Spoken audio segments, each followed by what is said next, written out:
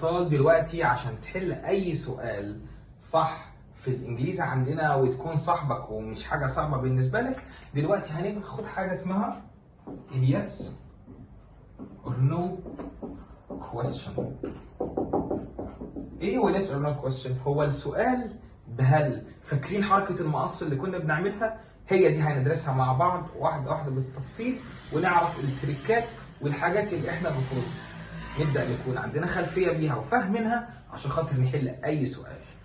على سبيل المثال الجمله مكونه من ايه؟ الجمله مكونه من فاعل بلس فعل مساعد، بعد كده بجيب الفعل الاساسي، صح؟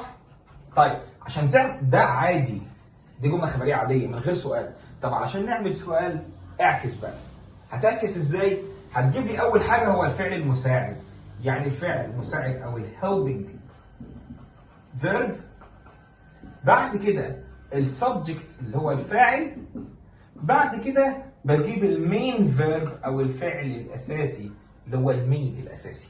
خلاص؟ طيب ازاي؟ طبعا ده هي صيغه السؤال العاديه، حتى هتلاقي في الاخر هيكون علامه استفهام واضحه جدا. طب يا مستر ممكن مثال؟ طيب دلوقتي هقول لك مثلا do you like pizza؟ علامة استفهام ايه؟ هل انت بتحب البيتزا؟ طب انا ممكن اجاوب بيس اور نو، سواء بحبها او ما بحبهاش. بعمل ايه؟ بعمل حركة المقص.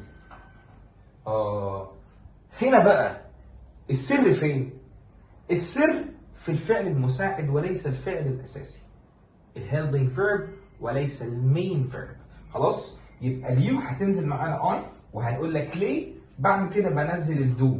يبقى الصح لما اجاوب على السؤال اقول لك do you like pizza؟ هتقول لي yes I do.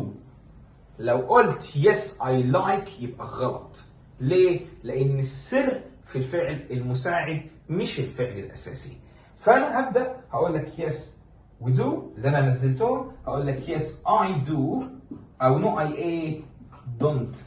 كده اقدر اقول لك انت صح. طب افرض انا قلت yes I like مثلا yes I like، غلط. ليه غلط؟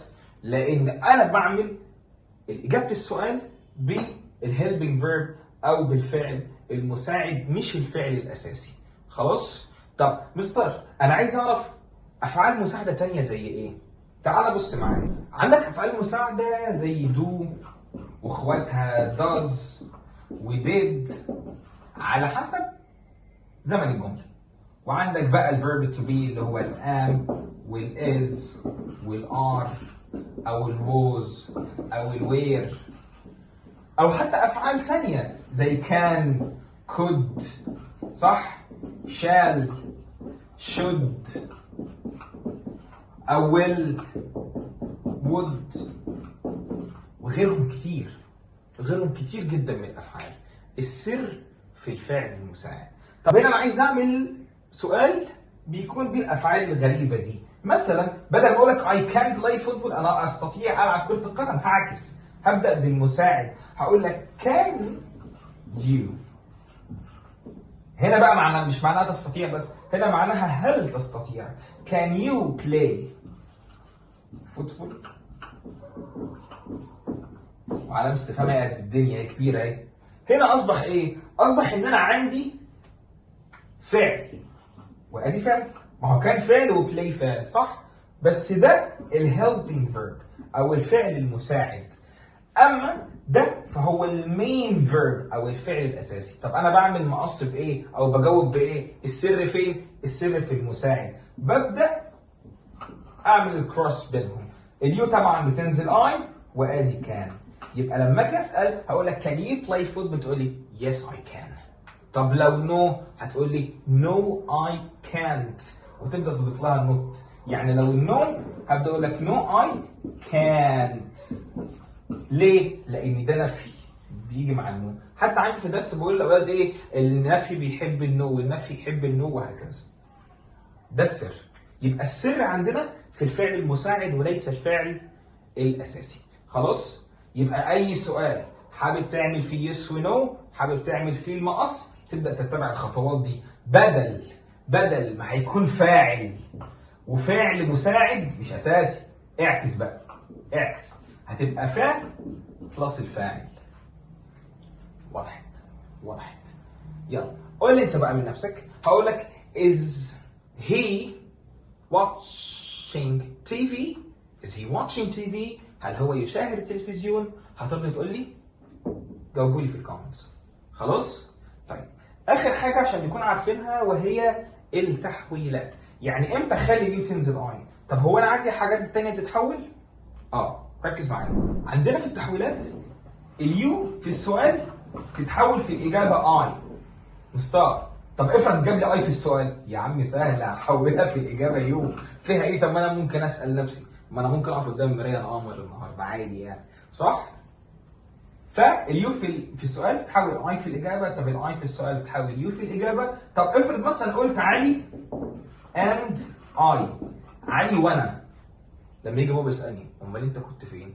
هقول له احنا. ليه احنا؟ لان انا موجود مع علي، ما احنا اللي عملنا الاكشن، احنا اللي عملنا الفعل، صح؟ فاذا دي هتنزل وي، نحن، عشان انا موجود. طب افرض انا مش موجود بقى، زي علي اند عمر مثلا، هقول احنا برضه؟ هو انا موجود معاهم؟ طبعا لا. امال هقول ايه؟ هقول they.